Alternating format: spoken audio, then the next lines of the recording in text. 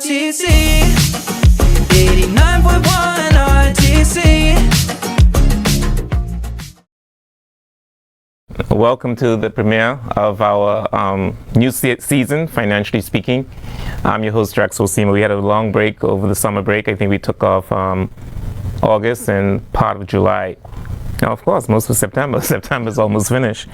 But it's a pleasure to be back in your company. I'm looking forward to being with you every Tuesday at 11 a.m. I'm educating you and also myself about financially speaking issues here in Turks and Caicos Islands. Now today, we have the Minister of Health, and we also have the Chief Medical Officer. And you might say, what does this have to do with financial? It has a lot to do with financial. I mean, the Ministry of Health is very important to our finances. Of course, you need to be healthy as well to be financially fit. And of course, our country, we spend about 22% of the taxpayers' money on the Ministry of Health. And so it's important for us to have this conversation and see what we can do, what is going on, what can be improved, and what do we see going forward for our Ministry of Health. And with that said, I want to take this opportunity to welcome these two young individuals to the Financially Speaking show, and I'll let them introduce themselves. Go ahead, Minister. Good morning, Turks and Caicos. Hon.Kyle Knowles here, the Minister of Health and Human Services, and I have along with me this morning the Chief Medical Officer, and that of Dr.Nadia Astwood. And it's always a pleasure to be here on your show, Mr. Seymour. Thank you. It's good. You've been on me before, but Yes. this is Dr. Nadia's first time on Financially Speaking. So Yes, thank you. It's a pleasure to have you on the show. It's a pleasure to be here. Yeah. How long have you been in that role? I've been in this role since approximately 2011 when I was acting in the role, and then subsequently I was appointed. And what does your role encompasses? What do you really, what is it about? Well, I'm the chief technical person for the Ministry of Health and Human Services. I also liaise with all of our regional international stakeholders, so whether it's Pan American Health Organization, UK Health Security Agency, Caribbean Public Health Agency, but also I'm responsible for supervising many of the departments and units within the Ministry of Health. I also interface with the hospital, the National Health Insurance Plan, and anyone else that requires technical advice or support in the area of health. Okay, that's a big portfolio, a very important portfolio as well. Minister, I want to thank you again for being on the show, and I really want us to get to the gist of stuff right now, and let's talk about the ministry in itself. According to the budget, it's like we spent over $69 million on the national health and hospital charges. Correct. Right? Looks like $45 million is transferred to national health, and then you have a $24 million on the hospital provisional charges. Why are we spending so much money on national, health? I know, and a lot of that also has to do with, overseas medical treatment, because I see it in an article where you stated that we're spending about $23 million a year for just 1,500 people. Can you explain to us about this expenditure, both of you, about this expenditure and how that's a significant amount of money that we are spending on health services? Of course, if someone is sick, they need to get treated. I understand that, So thank you, Mr. Seymour, for that question. It's a very critical question, because it speaks to the magnitude of healthcare and the issues that we face here in a small country state like Turks and Caicos. And wherever I pivot, I'll ask the CMO to chime in and give her feedback as well. It's no secret that healthcare costs have gone up tremendously, not just locally but internationally. Turks and Caicos is not exempt from any of these rising costs, but over time we've also realized that we've incurred a number of severe illnesses. Persons have cardiovascular issues. We are aware of the cancer rate in the country, some of the non-communicable diseases, and all of these things have medical costs, or there's a cost factor associated with a lot of these illnesses. Bearing in mind that when we deal with the care portion, we need to have the right medical technical skill set, the right medical facilities. All of these are things that play on what we are currently spending. And then we're also an archipelago of islands. So when you think about what we pay for, what we see here in Providenciales, we also have to think about Grand Turk. We have to think about South Caicos, North Caicos, Middle Caicos. So there's a duplication of a lot of these services as well.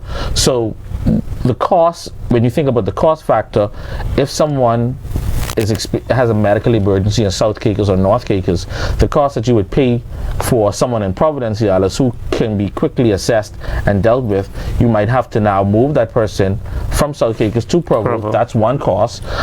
Getting a medical team prepped and ready to deal with them is another cost. So all of that's a portion of why there are such exorbitant costs. The cost is so exorbitant. Just to pivot a quick minute, when we think about why the treatment abroad process in itself, we are cognizant that it is a very costly initiative. We do realize that we are paying hundreds of thousands or hundreds of millions of dollars for overseas care. Is there room for improvement in local provisions to provide those same services? Yes. Are we working at it? Yes. But in the interim, we have to fill that void. During the summer, there was a team or delegation led by me. We went to a number of those service providers. I mean who we partner with? Who we partner with in providing yes, and this is particularly with the treatment abroad program. Just to give a quick synopsis. So having an opportunity to do that gave me a first eye view as to, one, the level of service being provided, two, the cost associated with tapping into these services, and three, how do we now strengthen our local service providers from the hospital straight down to the clinics around us, also encompassing government clinics, to deal with some of these emergencies or some of these medical concerns that may arise. So we're not trying to reinvent the wheel, but we are trying our best to see how we can learn from a lot of these scenarios that would have played out. And yes, they are costly, but then it's also important for many of us as citizens to take on some of the onus ourselves. And one may say this might be passing the buck, but it's really the truth of the matter is the cliche term, the health of a nation speaks to the wealth of a nation. When you think about the high diabetes rate, the high rate of the high blood pressure concerns, sometimes you name it, some of these things are kind of self-inflicted because we have poor habits or we're not as active as we should be, and we're not doing medical checkups. I found myself trying to lead by example. I've gone and had my own medical checkups. I've now trying to make my minor adjustments to my personal lifestyle because I realize, just like every other citizen, I have a responsibility, one, to my health care, and two, to make sure that that when we do arrive at these medical facilities, we're not arriving at them with a stage 4 or we're on the last late stage or that very late stage. So it's very important. So on that trip, it was very important to see the wide range of different alternatives and options that we have at our disposal, and tying it back into the question, all of these things cost money. So we're working at this current moment to mitigate and have the discussions with our service providers. And I'll pause there for a moment so I can let Dr. Astwood chime in, because again, she might bring, she might be able to answer some of the more clinical components to your question as well. Okay, go ahead, Doc. Thank you. Well, the NHIP delivers benefits to beneficiaries, and so all persons that are legally resident in the Turks and Caicos are obligated to be registered with the National Health Insurance. So that is the population that you are servicing, and then they collect contributions. A lot of the healthcare costs would be associated with secondary or tertiary care, so that's care that's provided in the hospitals. So we have the hospital contract. We also have arrangements with local healthcare providers, so that is a cost. And then, of course, the treatment abroad program. So we have a network of providers within the region where we send patients. And we have an aging population, we have a growing population. So the demand for health services has increased. As the minister would have mentioned, we have an increasing prevalence of lifestyle diseases, so hypertension, diabetes, cancer, etc. So there are a lot of costs associated with healthcare. And globally, a lot of countries are grappling with the increased costs of delivery of healthcare. I think it's commendable the amount of money that we're spending on healthcare as a country, which shows that the government is committed to ensuring that people have access to quality healthcare, that they get the good outcomes. But there's also the need to try and see how we can better manage the expenditure. So the other part of the cost that you haven't talked about is the cost for the other Ministry of Health programs. So there certainly is a greater need to invest in primary healthcare, where you would focus more on screening, prevention, health education, health promotion, so you don't get to the level where you need to engage in secondary and tertiary care. But a lot of the money is consumed by secondary and tertiary care, and not all tertiary care can be provided in country. So over the years, the hospital has increased the number of services that it's able to provide. Also, the private sector locally has, recruited internists. You have pediatricians, you have obstetricians and gynecologists, you have visiting cardiologists. So they've increased their capacity, recognizing also ophthalmology, recognizing the need for persons to access this care in a timely manner to bring more services in country. So that is one of the mitigation strategies that we're looking at, to see which services we can repatriate to the Turks and Caicos. Obviously, that also comes with a cost, because you might be looking at costs of infrastructure or equipment, staff, so whether it's specialists and their support staff, to see what services we can bring in country, which is more convenient for the patients, and more cost effective, for the families, so you don't have to be separated or travel to a foreign country. But it also has to be something that is cost effective, so there has to be sufficient volume to drive it. So that is something that is being actively looked at as well, to try and mitigate the increasing costs for healthcare. Okay, I'm glad you brought that up, because I try not to get into people's business, but I do get into people's business. And so I've been in conversation with a number of private medical facilities. And to tell you the truth, the feedback that I get from them is that they are able to provide a lot of services here locally, but we still tend to send people abroad when they themselves can provide the service. So that's why I want to find out too, whether there is a relationship, or whether we are aware of what is going on with the private clinics that are here. And I'm glad you brought that, because it's a concern that they believe, they know. They brought people in, they've expanded their services, they know that they can provide some of those services to the patients that we've sent abroad. Well, I think there's definitely opportunity to have more conversations with it. We do utilize their services, so weekly when we have our meetings with the hospital and NHIP, we definitely go through each case to see what care can be delivered on island. So if you have an ophthalmologist, we are going to send you there, based on the complexity and what level of care you're able to provide. Some stuff is so specialist that it's not able to be delivered here. So I think there definitely is a greater scope for conversation in terms of what role the private sector can do in terms of assisting the Ministry of Health and NHIP in terms of onboarding these services. But we certainly do utilize them once we are aware of the services that they're provided. And I think for me sometimes that's a challenge of being aware of these services. But we utilize ophthalmology, we utilize pediatric neurology, we refer people for exercise tolerance tests, echocardiograms, etc. So once we are aware that a service is available in the country, we certainly refer to it. So, but I do admit that there's always room for improvement in terms of communication, and I think the private sector has a large role to play in terms of finding solutions to address the healthcare demands in Turks and Caicos. Okay, that's good to hear. That's good to hear. And just to echo the same sentiments, I think from a policy policy and legislative standpoint,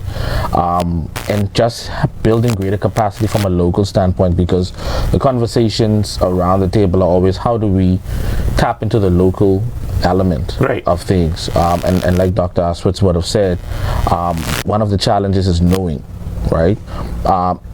So I would encourage the local practitioners to do a bit more marketing, if I can say of sorts. Because to meet with y'all, to let y'all know what they're offering. Yeah, I mean, it's one thing to meet with us from a executive level, but it's also making the wider community aware of the services. I think there was a local doctor who's with their pediatric, care, just been streamlining on social media consistently. So I don't even have to be concerned about if those services are available in Turks and Caicos.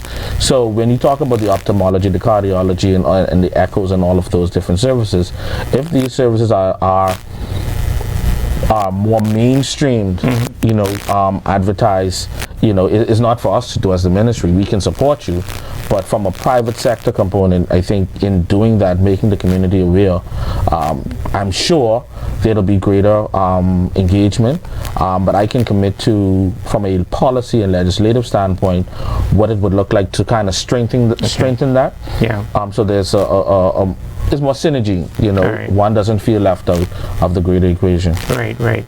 Now, I know a lot of people also, I know there's a contractual obligation within Health Canada, but there's also been a lot of, criticism in the public as to why, I know I had the premier on the show one time that said, it's not a tertiary facility, I think he said. It's secondary, something. Right, and people have been saying, why can't, we bring more specialists here, have them here for a period of time, as opposed to sending people abroad, or why doesn't the government review the contract and allow the hospital to open up the extra space that's there and provide additional services, so we don't have to be sending people abroad. I know people went to Colombia, they've been there for a long time. They had to, one man went there with his little child and he had to quit his job, and it's hard. Is that something that we could see more services being provided now, just with Turks and Caicos hospitals? Well, to your point, one of the things that I took from the visits to the various facilities is that the psychological component for families is great. A lot of them are impacted by leaving their home base and having to travel to a different country, some with challenges with the language barrier, some might fall into a financial gap, some may be displaced because of the job, because of their current place of employment. All of those things are taken into consideration. What I am able to say to your question is that all of these things are being looked at, because at this current moment, we are moving and we are working expeditiously to try and streamline some processes. So I do hope that in another interview with you, I'm able to speak more at liberty to the advancement or what is to come potentially. But we understand what our citizenry is going through. Unfortunately, we are also faced with capacity issues and getting certain things done as quickly as we would like them to. I'm sure if Dr. Astwood had a way, some things would happen, right away. But we are cognizant of it. We do sympathize with those persons who fall into these areas. When persons reach out to me, I would, make sure that whatever information I receive, I pass it on to the relevant head, so that if there's some intervention that is possible from a ministry level, we try to accommodate those persons, because we do know that every situation is not going to be the same. So we try to address it on a case-by-case basis. Right. Now, in one of the newspaper articles is mentioned, it was on the front page, where we plan to have an NHS-like service, and I thought we had already, modeled after the UK's national health system, basically to reduce reliance on overseas medical treatment and improve local care service. Do you mind elaborating on that? Because it was a little bit ambiguous to me. Could you mind elaborating that for the public? So I said to Dr. Astwood I would speak to it, and then of course she would come in and tie in the loose ends, because Oh, okay. You know I was going to ask that question. I had a feeling. I know that was I was hoping for that question first. So from a political standpoint, I just have to speak to this quickly. A part of our manifesto was the establishment of a national health authority. So the National Health Authority, National Health System, Which is completed. which is currently being worked on through consultation. Oh, okay. Because it's gone to cabinet. It was given the green light. So we are moving towards the establishment of this body. National Health Authority? Authority, I correct. thought that's already in place, no? No, it's not in place at the moment. Okay. The purpose for it is because we realized there has to be a separation of the ministry and certain operational features, as opposed to what the ministry should be doing from a policy and legislative standpoint. Okay. Because what happens is that, and most people need to remember that, you know, once you're elected to deal with policy and legislation, not to deal with the operational side or the clinical side of the medical arena. So what we wanted to do was create the tool or the avenue by which there's greater emphasis on how services are being rendered or offered throughout the Turks and Caicos Island. That would come through the National Health Authority. Okay. So through the National Health Authority, what you may find subsequently, and the CMO can correct me, you can have then the HRE, the HRE, the HPA. Oh, the HRE is getting mixed up. Yes. Okay. So one is to deal with professionals, the professional arm. One is to deal with the regulatory arm.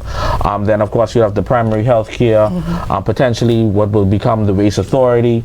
All of these different, all of these other avenues that now fall under the umbrella of the authority, which can help to monitor, create that level of so it's more like a regulatory? It's like a health services authority. So if you're familiar with Cayman, they have a health services authority. BVI has a health services authority. Bahamas has a health authority as well. And so it would allow the ministry to focus on governance, policy, regulation, whereas the service delivery would fall I under the understand. health So services there's authority. separation of Separation of functions. Correct. Yeah. And so the government would purchase services through the health services authority. They would be responsible for delivering those services. So where we have, you know, primary health, and a number of the departments would fall under the health services authority.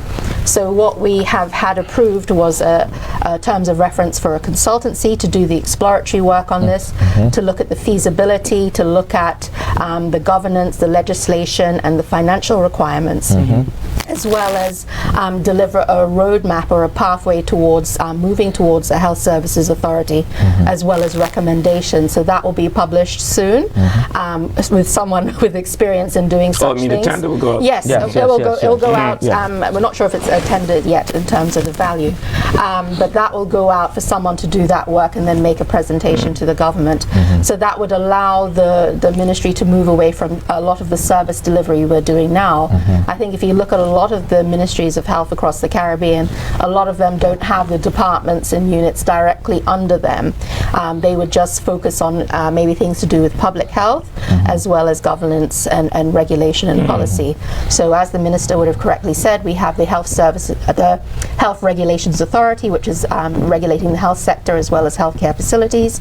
So now they would have recently announced that they're doing inspections of facilities, issuing them with certificates, and then you have the Health Professions Authority, which is responsible for registering and licensing all the health professionals, as well as doing all the things in terms of ensuring the continuing education and the standards. So they would be responsible for the governance arm. So this would allow the ministry to sort of shift its focus away from the service delivery aspect. I understand. So that'd be like a statutory body aid. Kind of, yes. Okay, I understand. Now, I want to go back to the overseas treatment, right? It seems like a lot of patients are now being transferred to the Cayman Islands. How does, for the public that's watching, how does one tell us the process when the hospital notifies that the patient or the family that have to be they cannot provide the service locally. They have to be sent abroad. How does that work? And how do we determine which facility they go to? Well, the hospital is the preferred provider. So in the legislation, all referral who come through the hospital for treatment abroad, so that's the obligation. Once the hospital sees the patient, evaluates them, and assesses that, it might be something that's critical, requires ICU or high dependency, or a specialty that's not available in country, they would do a referral. That referral gets sent to the National Health Insurance Plan, and they are the executing agency for treatment abroad. You would be assigned a case manager. The case manager would reach out to the client or their family member, and then the discussion would be on that end in terms of where they are sent. Sometimes time is of the essence in terms of finding and making sure there is availability. So if it's an admission, because you have people who require admission versus those who are going for outpatient services. So if it's something that's critical and time sensitive, they reach out to the providers to see who has availability, when the availability is, and the family would be given the options in terms of where they would be sent. So the conversation is really with the National Health Insurance Plan in terms of where they're sent. So the hospital doesn't recommend where you should be sent. Okay. But it's a conversation between the case manager or National Health Insurance Plan and the family member. Okay, but I was just curious if you could answer that. I don't know, because I noticed we used to send a lot of patients to the Bahamas, right? And I noticed we're not doing that anymore. And I always wonder why, because we have direct flights to the Bahamas. I know patients who are going to Cayman now. You have to charter a plane to go to Cayman. Yeah. And I would think, someone told me it's cheaper to go to Cayman. I don't understand. Especially if you have a charter flight.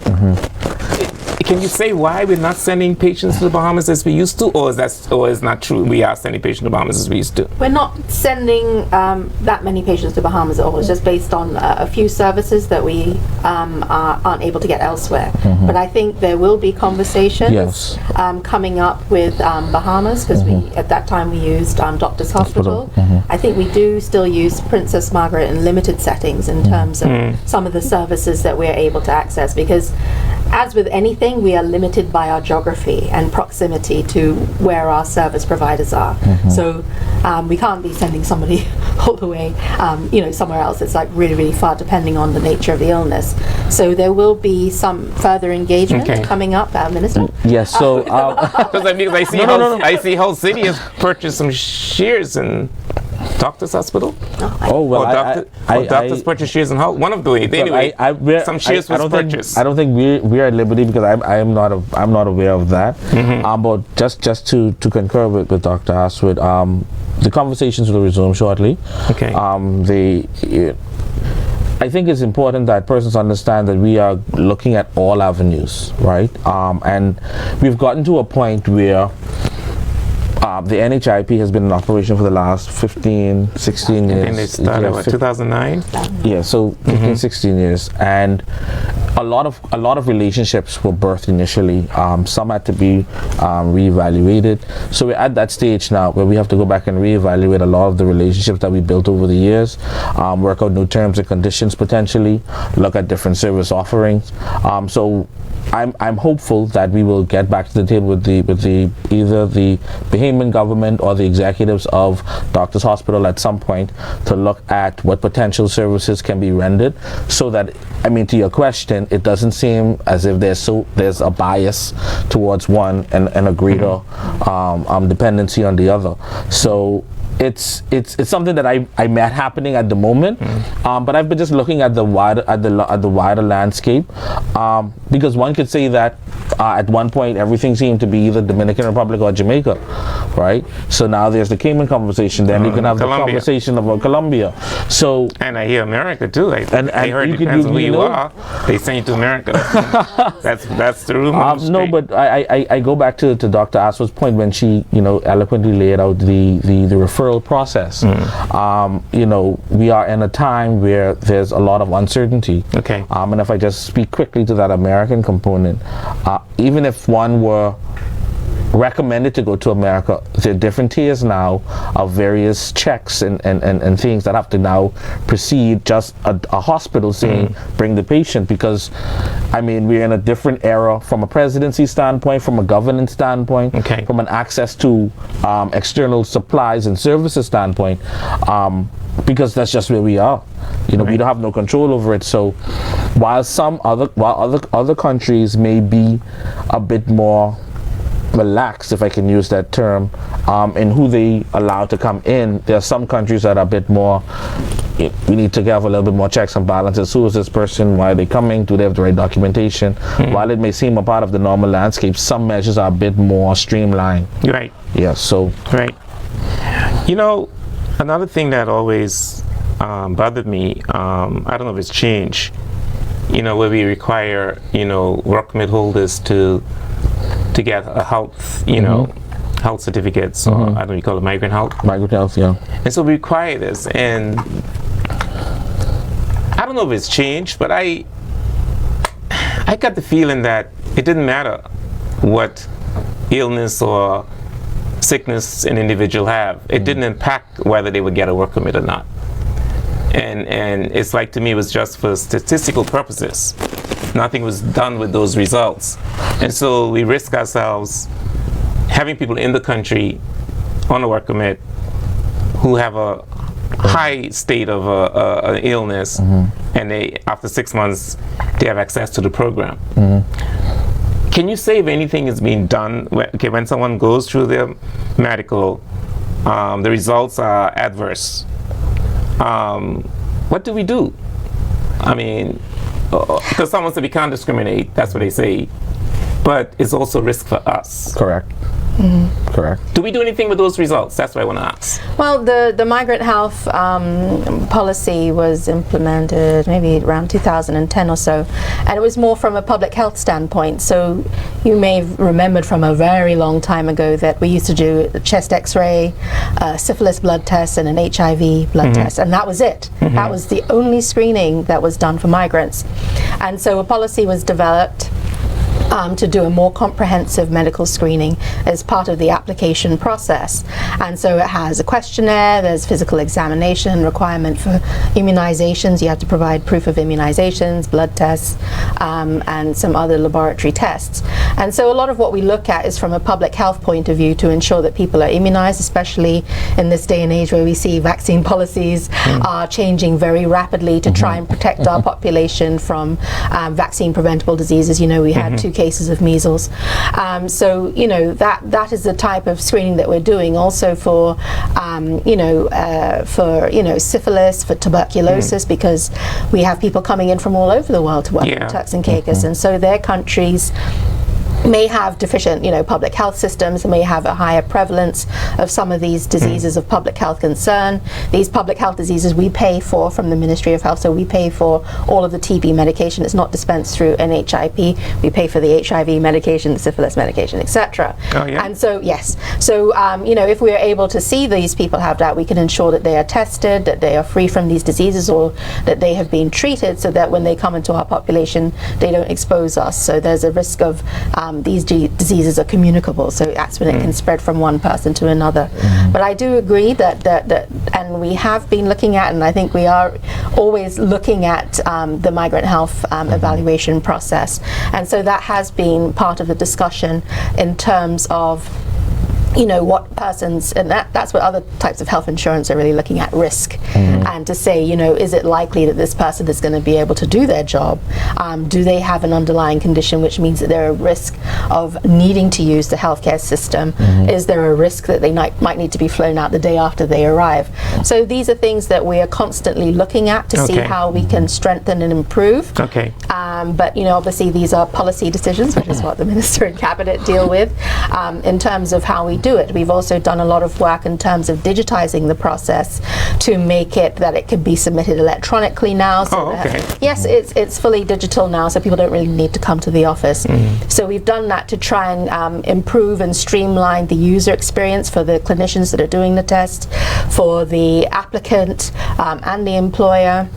And so we've done a lot of work with the technology unit of government and we're constantly changing and updating that to make it more user-friendly, because in this day and age, and that's something that we haven't touched on in this conversation, is the role of technology in healthcare and how it can be used to mitigate some of the costs, to try and improve efficiencies in terms of a lot of the new developments that are taking place, and the need for us to try and keep up with what's going on, to see how we can leverage that in Turks and Caicos to address some of the costs. I understand.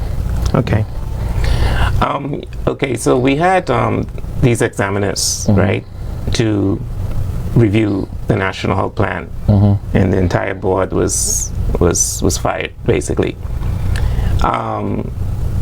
Did the examiners present the government on their findings as yet? And if so, can you share anything from their findings?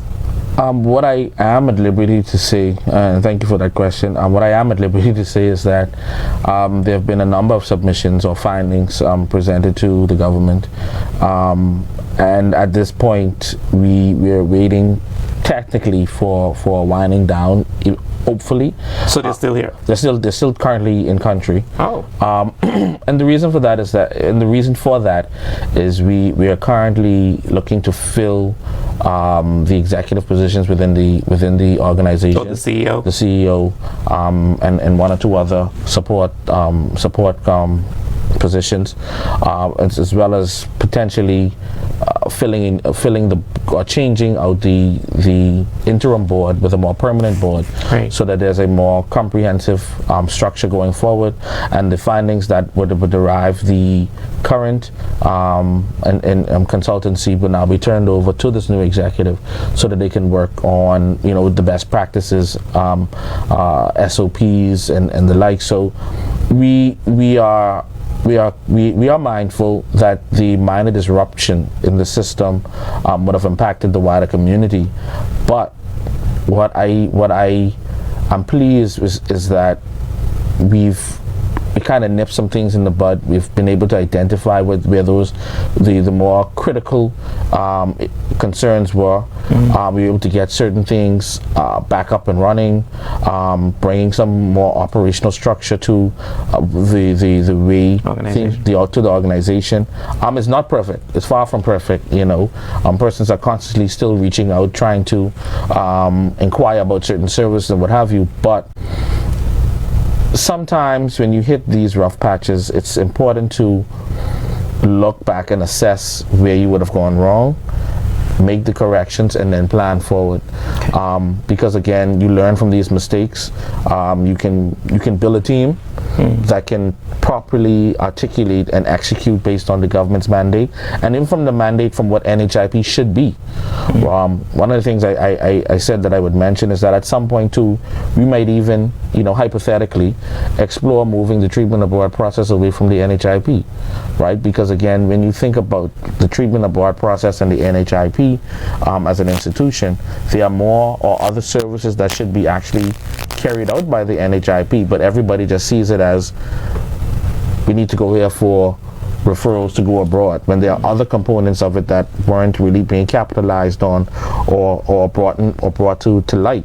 So we want to make sure that there's quality to the standard of care, that there's accessibility to services being provided at the NHIP, and particularly, and if restructuring happens, and when I say restructuring, not from a job loss standpoint, but just in the way things were done, that needs to happen, because we see the level of development happening. We know we're going to be onboarding more people into the team eventually.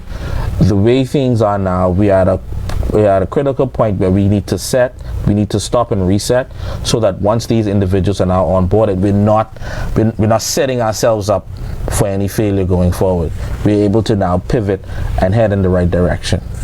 Okay. I mean, I also think that we need to review the benefits. Yes. I think some people might not agree with me, but I think the NHIP program is a very generous program. Very generous. I know a lot of people complain, how much they're getting, in terms of per diem, and sometimes the response time when they have to be sent overseas. But I think overall it's a generous program, and I think we need to review the benefits that that this program is giving, because we're paying them more than we're getting in. So to your point, I've been saying this, since I came in. I think what we need to do a greater job on is the way we educate the general public as to the services offered by NHIP and when you sign up with this policy, what are the benefits? How do these benefits impact you? What are you eligible for? Because sometimes there's a false expectation just from conversation that you should be getting X, when in truth is actually the latter.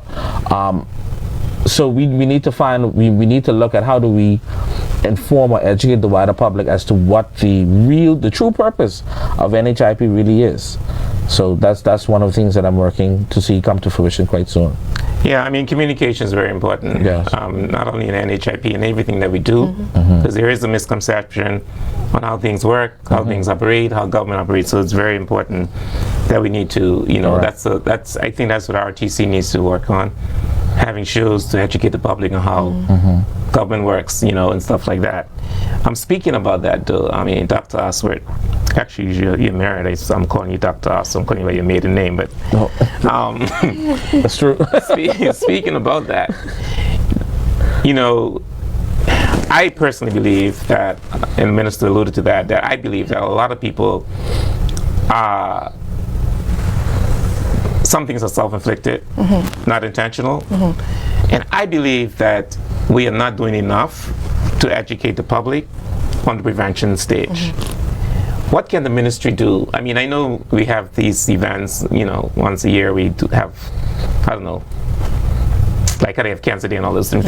I believe on a regular basis, we need to educate the public on the prevention state. People need to be aware of what's happening, what they need to do, and I don't think that's happening. I don't think that's enough.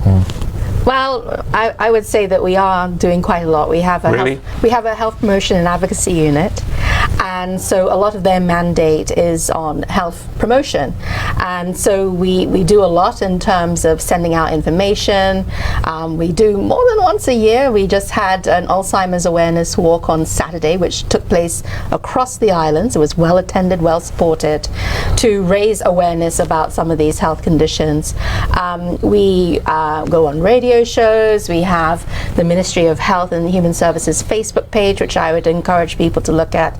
So we do public service announcements. We work with Radio Turks and Caicos as well as the other radio stations. We have articles in the newspaper. We have health fairs. We have more health fairs coming up. And just to plug, October is Breast Cancer Awareness Month. So we will be having sip and paint activities across the islands. We will also be having walks for that, which will be announced by the unit. We also have Oral Health Awareness Month, which is October. And then we will also be having the Great Shape Team in, who is an organization we've been working with for years, which is in partnership with Sandals, where we provide, free dental services through a visiting team. And so, what I would say and what I would like to say to the public is that when we do these things, I would like more people to engage, because sometimes we do these things and nobody comes, and we expend a lot of effort to try and get out there and talk to the public, to offer free screenings. We do free screenings, so we have your blood pressure, your blood sugar. You can get point of care testing for HIV, syphilis, cholesterol, but a lot of the times our activities are poorly supported. So whether we have a town hall meeting or a fair or different activities, sometimes we'll work with a different ministry, sometimes we'll work with the private sector, but sometimes the events are poorly supported. I got you. So we just had Caribbean Wellness Week, which it would have been last week, and so we have in the Ministry of Health a huge calendar of activities with all the departments and units that we include. We will also be having our annual mental health conference coming up very soon. So what I would encourage is that people engage and use these opportunities to go on our Facebook page, to listen to our Health Matters radio show. which is worked on by the Health Promotion and Advocacy Unit.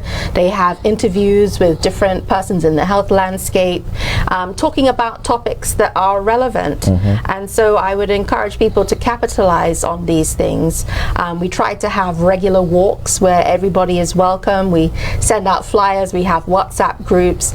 So we do quite a lot. We can always do more, and I will agree to that, that we can always do more. But I would use this opportunity to encourage people to take us up on these things. We want people to live longer, healthier lives. We want you to come in for screening. Don't just come in when you're sick. Come in for your screening. Let us try and detect something early so that we can nip it in the bud.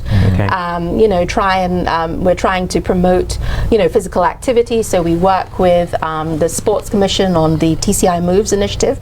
That was actually born out of the Ministry of Health, and when we were with sports, but they're the ones that are taking the ball and running it, but the Ministry of Health has a component to do with that. So we're doing lots of things to try and promote healthy lifestyles, health education, prevention, screening, etc. But it's only as good as the people that participate in that. So I would encourage the public to engage with us, or even reach out to us. We're happy to go to businesses and organizations to speak or present on topics that are relevant. And we're looking at developing a podcast at some point to try and get information out there in the public domain. And of course, we're always looking at new avenues. And everybody speaks English, so we're trying to look at how to get our brochure. We have lots of brochures and pamphlets translated, trying to make sure that we reach all of the population. But as I said, everything is a work in progress, and we appreciate the feedback from the public if they have suggestions where we could improve what we're doing, and how to get more support, because a lot of times we work with the private sector providers, we work with the pharmacies, we work with the clinics, we work with the hospital, and we do joint activities, so it isn't just Ministry of Health. But I encourage people, do look out for when we announce things. Do share it among your family and your friend groups. We want as much participation as possible. And there are a lot of non-profit organizations too here, the Diabetic Association. Yes, the Cancer Foundations, that we're doing something with breast cancer awareness. And I just wanted to chime in on with all of that Dr. Astwood said, right? All of these things cost money. So all of these things have contributing factors as to why our budget is what it is, because when you think about the preventative or the primary healthcare component, which is so broad, right, across the islands, we frequently just look at Provo because of the population size. But when you think about North Caicos, which has a larger senior citizen base, South Caicos, that's going to eventually have an influx of persons because of their development, Grand Turk, Middle Caicos, Salt Key, all of these activities across the island aren't done just because of labor of love. We are putting monies and assets behind a lot of these tools, from the ambulances that were just put on the island, from the level of dental care, or the upgrading of secondary of dental care that we're putting on the islands. All of these things that we do, it's kind of overshadowed by the treatment abroad process and whatever those experiences are at the hospital. But when you think about the tangible things that we're doing on a day-to-day basis, we are investing in the communities. But I also see where there's a delayed response from the general public in accessing or participating, in a lot of these initiatives, where that's where the concern is as well. I mean, what I would suggest, you do some videos. I think that's very effective when people see things. For example, I'm on dialysis, and it's just growing and growing. And I think we should do videos partner with a non-profit organization, do video about high blood pressure, do a video about diabetes, and then even do testimonies about people who went through this and now they're better, or who didn't do what they did, wait till the last stage. I think those videos are very effective, and I'm not sure we have enough of that. But I think it sends a message to people when they see it in real life Yeah, because I think, to your point, you know, a lot of those stories aren't being told. You know, there are a lot of persons who would have gone to the hospital and had a good experience. I mean, I mean, I've, even before I was elected, I went in for, you know, for care. You know, yeah, I waited a little while, but I got excellent care. You know, there are persons who would have gone in for surgeries, you know, no complications. You know, there are persons who, you know, so there are so many untold. Share the story. Yeah, there's so many untold positive things happening, but you know, we always like the bad news. Yeah. You know, the negative stuff. things, it always takes precedence. You know, so I would encourage, you know, even speaking now, you know, those persons who would have gone to, you know, whatever medical facility and, you know, the experience, you know, was to the standard that you would have anticipated, you know, reach back out. You know, these are the type of things that we need to hear, because you're investing so much money and time. Like people don't realize that the Ministry of Health is battling with the world, trying to make sure that we get the right doctors and the right nurses and the right specialists to come into our small country, right? But we are offering, in many cases, a very superior service in comparison to others. You know, when we were in Cayman, we look at Cayman like I mean, and this is no disrespect, but we kind of look at them as the kind of standard bearer for a number of things. But in conversation, we realize that Turks and Caicos is leading the charge. Yeah, even when you speak to some of the nurses. Yeah, so who are here from different countries. Yeah, you so know, we're so blessed. Yeah, with some of the services that we get here. Really. You know, and we getting free, basically.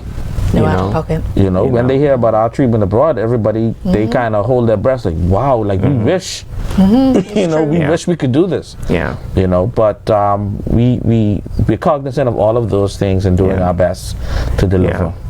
Well, that's good, but I mean, maybe the health, what's the department called? Health Promotion and Advocacy Unit. Maybe the Health Promotion Advocacy Department? Unit. Yeah. Maybe they could work on some videos. Yes, maybe definitely. that could be something you could. Some testimonials. Work on that. I think that'll work. We're wrapping up the show. Okay. But you know, I kind of end the show without talking about your community. You're the representative for Wheeling. Yes, sir. And there's been a lot of there's been some controversies about these high, you know, force development, and there's also concerns about this $500,000 that was supposed to be for a community project, and they haven't seen it being used. Tell the public about that what was that $500,000 about anyway, and has it been used, or will it be used? Was it being mixed up with something else? I told Dr. Astwood I would keep out of this since it would turn into a constituency. Well, that's why I asked you. Yeah. No, that's just my disclaimer, you know, for the general public. Dr. Astwood, you're a wise woman. I don't blame you. Yeah. So, every financial year, every constituency is asked about a project or some initiative that they want to implement.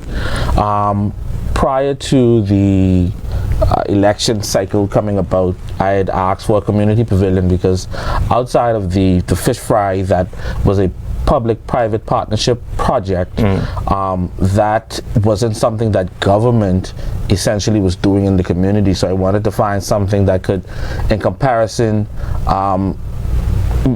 you know, give government a stake in the community. So having worked on all of the necessary documentation, of course, sending it through all of the channels, because persons have to understand that even as an elected member, we also have to utilize this. We have to work the same channels as it pertains to procurement services, acquiring land. All of these things have to go through these processes. So we'd have gone through all of these things, and to date, it was just moving too slow for me, because I realized that, you know, time is of the essence. We're almost in another budget prep period again, and I didn't want to lose the funds. So the community pavilion, because it hasn't been tendered and the real technical work wasn't done as yet, if persons would have been paying attention, and I hope that persons start to pay attention to the House meetings, would have understood that we were able to shift the funding into a different project, a more tangible project, one that has already you know, certain perimeters already carved out. Oh, okay. So what we're going to do in the next few months, hopefully, and I'll be able to speak more to it, you know, once the minister returns, is that we're going to enhance the current boat slip that's currently in Wheeling. Okay. Because it was a So bit that's short. what the funds will be used Yes, towards. those are so Okay. we shifted those funds to that. Oh, okay. Right, so that we don't lose the funds. I understand. Right. Okay. So we're going to shift the funds towards enhancing the boat slip because there's a lot of seagrass that builds up around it. Where we are, the ocean and the tides kind of beat against the infrastructure, so it's kind of worn out. I got you. So if we can enhance it and deepen it a bit, we can actually get bigger boats to launch. So because we are a boating community, a sailing community, and it's kind of strange that we don't have our own slip. Persons might have to go down to Turtle Cove to launch their boats or what have you. So if we can have that done, that was one aspect of it. So it's a two-phase. So enhancing the boat slip and then building a jetty. Okay. In the area as well, because different from the one in Blue Hills. further from High Rock. From the High Rock. Yeah. Okay. So it's just to add to enhance the features of the shoreline. Okay. Give us, in the Wheeling constituency, especially on Bay Road, our own. Because that's one thing I've always said in many conversations. Time has come and always gone, and Wheeling hasn't had their own. Okay. Right. So now that we'll have our own, we don't have to go into other communities to have meetings or to have socials or to utilize other services or create other avenues from them. We'll have our own. They say God bless the child who has his own. That's where I'm aiming. All right. What about the solar lights? The solar light project was a pilot project that was done under the previous ministry that I led, public safety. So that project is already wrapped up. Okay. What can happen now is we can look at exploring that as a long-term initiative. Okay. With, of course, the necessary enhancements as well. But lighting remains always a concern for me. Dealing with, the completion of the sidewalk project. It started and it came to a stop. All of these things are now taken under the community enhancement line item, which is held by physical planning and infrastructure department, not under the Ministry of Health or any other department. Okay. So I clear that up right now. Those are projects that are going to be properly restructured and contracted. Okay. And hopefully before the end of the fiscal year. And hopefully before the end of financial year. So all of these are works in tow. I hold true to the fact that while persons may have their own opinions or views of what my leadership looks like in Wheeling, all persons can attest that I try my best to keep my feet on the ground, listen to my community, and communicate with them as best as possible. And just a little plug, I am having a town hall meeting tomorrow night. Oh, okay. At Healing Waters at 6:30. Okay. So all parties from the Wheeling constituency are invited to come out, where we'll address a number of other issues. But Mr. Seymour, at the end of the day, Wheeling is growing by leaps and bounds. I think it's my responsibility to manage and to mitigate the level of development happening. And as long as I'm there, I will do just that. All right. Environmental health, is that under you? Yes, it is. Okay. But I interviewed this gentleman on my other show, the Drexwell Seymour show. I have two shows. Financially speaking. Yes, that's true. Yes. And I was so impressed with this gentleman. He's not from Turks and Caicos, but he lives here. And he cleans every day. Oh, he cleans every day. Yeah.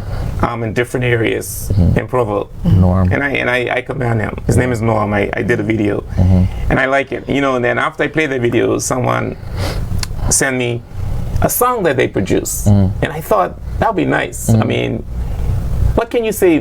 What more is being done about the environment? Because I think the environment is very, very critical to the survival and success of our country. You may take it for granted, but it's very crucial. So I don't know if you. That's the last question. So I don't know if you would have if you would have seen, there was an article in the last paper in the Weekly News where I spoke to exactly what you're talking about in the House. Oh, okay, I have to read that. Yeah, so I spoke to the fact that there's been a lot of emphasis on contracts and dissemination of contracts to clean. We are working on a policy now to kind of streamline those processes because government for a long time hasn't been getting value for dollar as it speaks to contractual arrangements and cleaning of the environment. But the basis of that conversation was really the responsibility of the general public to their personal premises. Some of them are in a deplorable state. We would have passed in cabinet a littering policy, which gives us the ability to fine. So I thought we already have. Well, I can't speak to that. I know what would have happened as of late. Oh, okay. So it gives us more leverage and more leeway to actually fine persons who would be in breach of any environmental infraction. And starting off with a lot of the commercial entities, because there are numerous commercial properties that are on the main roads that are just allowing garbage to spill over on a daily basis. These things breed rodents. They are unsightly. Tourists drive these roads. Children have to walk up and down. These things give off awful smells. And I have to find myself I have to literally call environmental health officers who may be dealing with another matter to come and try and cite these persons. So the work is great, but there has to be some sense of responsibility on the general public, because we preach beautiful by nature, but the place is filthy, right? And it is almost embarrassing, when you drive up and down the highway. I told someone I would rather you leave the garbage in your car, and then when you reach to a dumpster to dump it out. But you see the heavy trucks, what they've done with the construction material on the roundabouts, what comes out of that. The garbage trucks that go on the Millennium Highway to the dump, by the time they reach, half the garbage already off the truck, even with the netting. So we are mindful of these infractions. We do have to work with the police from an enforcement standpoint. The environmental health has this new policy that it gives us the ability to fine, and I told them we can fine you. Right? But we can't look at a contract as the means by which we should keep our country clean. You have a yard, clean your yard. You have a business, clean the front of your business. Government shouldn't have to come out and have to pay your money as a taxpayer to someone to keep your yard clean. I mean, that's you'll never be able to get value for that. But we've run out of time. But you should check out that song though. Do you know Spread? I know Spread. Spread wrote a very good song about the environment. You guys should check that out. That's a good awareness song. I mean, song that you could use to bring awareness, because people like music. True. So that'd be a good thing. Any closing remarks? As I know I'm getting the cue that it's time out, but any closing remarks? I'll yield to Dr. Astwood. Just to say that we're here working for the general public, and we want people to engage with the Ministry of Health. If we're doing events, please take part. We have Breast Cancer Awareness Month coming up, and that is a very significant disease that we face here in our country. And we know that screening and early detection can literally save lives. But just know that we are here working for you. Reach out to us. We are available. Visit our Facebook page. Listen to our Health Matters show. We do want to hear from you. Thank you. Good. Just to echo the same sentiments as Dr. Astwood, we are working diligently to provide a high quality standard of care to the wider public, and also that it's accessible to all of us. And just to say that on October 10th, I think it's the mental health conference at Brayton Hall at 10 a.m. So I would encourage those persons or persons who are available to come out and hear from the presenters, because we do know that outside of sometimes the actual medical component, medical issues, mental health is another big topic or another big issue within the country. Big issue. That we can't take for granted, because there are some persons who are dealing with it very silently. But so we need to, kind of come around and provide them with support. So, but thank you, Mr. Seymour, for allowing us to come on the show this morning. Thank you, Doc. Thank you very much. All right. Well, you've been watching, listening and watching Financially Speaking show. Thank you for watching the show, and I hope that you're better informed about the Ministry of Health, how the money is spent, and what the plans are, what they plan to do, and we'll see improvement hopefully between now and the end of this financial year. We'll see improvement in national health. And maybe next year's budget will be that high. I don't know, but we'll see. Thank you for watching. The Nation Station, RTC. The Nation Station, RTC. Who's calling it? Who? Yeah. OVO Sound 2025.